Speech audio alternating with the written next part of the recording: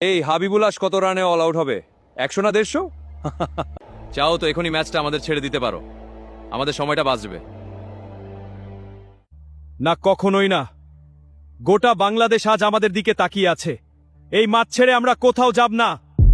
2007 সাল বিশ্ব ক্রিকেটের মানচিত্রে বাংলাদেশ তখন কেবল একটা নাম মাত্র।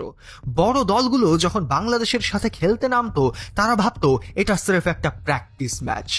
গোটা বাংলাদেশের মনে ভয় থাকতো আজ কত রানে হারবে। সেই সময় বাংলাদেশের ক্রিকেট মানেই ছিল অপমান আর তাচ্ছিল্য। জিম্বাবুয়ে কিংবা কেনিয়ার মতো দলের কাছে হারলে তখন বড় বড় দলরা হাসাহাসি করত। বলা হতো বাংলাদেশকে কেন বিশ্বকাপে রাখা হয়।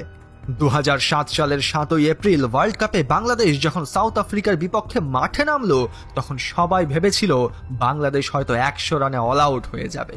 কিন্তু তখন কেউ কল্পনাও করতে পারেনি যে বাংলাদেশের এই জেদি ছেলেগুলো আজ ইতিহাসই বদলে দেবে। সেই ঐতিহাসিক ম্যাচ হয়তো অনেক বাংলাদেশী ভুলে গিয়েছে, কিন্তু আজকের এই ভিডিওতে আমরা সেই ম্যাচের কাহিনী তুলে ধরব আপনাদের সামনে। নমস্কার বন্ধুরা, শুরু হচ্ছে আমাদের আজকের episode old is gold. South Africa টসে জিতে বাংলাদেশকে ব্যাটিংয়ে পাঠালো। ব্যাটে নামলো বাংলাদেশের দুই ওপেনার জাভেদ ওমর আর তামিম ইকবাল। বল হাতে বিশ্বের অন্যতম সেরা বোলার শন পলক। প্রথম বল থেকেই তিনি জাভেদ ওমরকে টেস্ট করতে শুরু করলেন। আউট সুইং, ইন সুইং আর নিখুঁত লেন্থ। কিন্তু জাভেদ ওমর কোনো ঝুঁকি নিলেন না।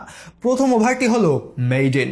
প্রোটিয়া শিবির ভাবলো চাপ তৈরি হয়ে গেছে, উইকেট এবার এলো বলে।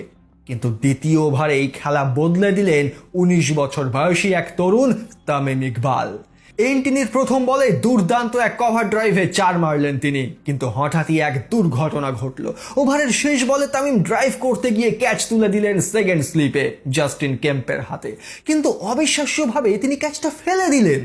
জীবন পেলেন তামিম। প্রোটিয়াদের মুখে তখন বিরক্তির ছাপ, আর বাংলাদেশের জন্য সেটা ছিল স্বয়ং উপরওয়ালার আশীর্বাদ। মাঝের ওভারগুলোতে এন্টিনিয়ার পলক একের পর এক বাউন্সার আর সুইং দিচ্ছিলেন। তামিম বারবার বিটেন হচ্ছিলেন। কয়েকবার বল ব্যাটের কানায় লেগে স্টাম্পের খুব কাছ দিয়ে চলে যাচ্ছিল। প্রোটিয়া বোলাররা রাগে ফুঁসছিলেন। কিন্তু সবচেয়ে বড় সত্য হলো 5 ওভার পার হয়ে গেলেও সাউথ আফ্রিকা বাংলাদেশের একটি উইকেটও ফেলতে পারেনি। অষ্টম ওভারে এলো ম্যাচের অন্যতম সেরা মুহূর্ত। মাখায়া এন্টিনিকে অ্যাটাক করার জন্য তামিম ইকবাল ক্রিজ ছেড়ে বেরিয়ে আসলেন। একজন তরুণ ব্যাটসম্যান বিশ্বের 1 নম্বর দলের বোলারকে এভাবে চার্জ করবেন তা কেউ ভাবেইনি।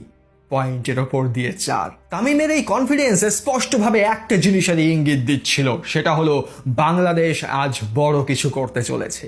10 ওভার শেষে বাংলাদেশের স্কোর বিনা উইকেটে 36, জাভেদ ওমর 14 আর তামিম 19 রানে অপরাজিত। তখন এটাই ছিল সাউথ আফ্রিকার বিপক্ষে ওয়ানডে ক্রিকেটে বাংলাদেশের সর্বোচ্চ ওপেনিং পার্টনারশিপ। সাউথ আফ্রিকানরা তখন চারপাশ থেকে আক্রমণ শুরু করেছে। এন্টিনি চিৎকার করছে, বাউচার স্লেজিং করছে, আর আন্দ্রে নেল তার প্রতিটি বলের পর ব্যাটসম্যানের দিকে তেড়ে আসছে। জাভেদ ওমর পাথরের মতো দাঁড়িয়ে সব হজম করছিলেন, আর তামিম সুযোগ পেলেই বাউন্ডারি মেরে দিচ্ছিলেন। 13তম ওভারে বাউচার তামিমের একটা ক্যাচ মিস করলেন। সাউথ আফ্রিকা বুঝতে পারছিল দিনটা তাদের জন্য সহজ হবে না। অবশেষে 14তম ওভারে আন্দ্রে নেল সফল হলেন। 41 বলের এক চরম ধৈর্যশীল ইনিংস খেলে জাভেদ ওমর যখন আউট হলেন, সাউথ আফ্রিকা ভাবলো এবার সব খেয়ে ফেলবো।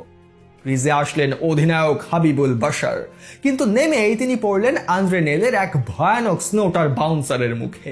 বলটা সাপের মতো ফনা তুলে বাশারের গলার কাছে চলে আসলো। ওটা কেবল একটা বল ছিল না, ওটা ছিল একটা হুমকি।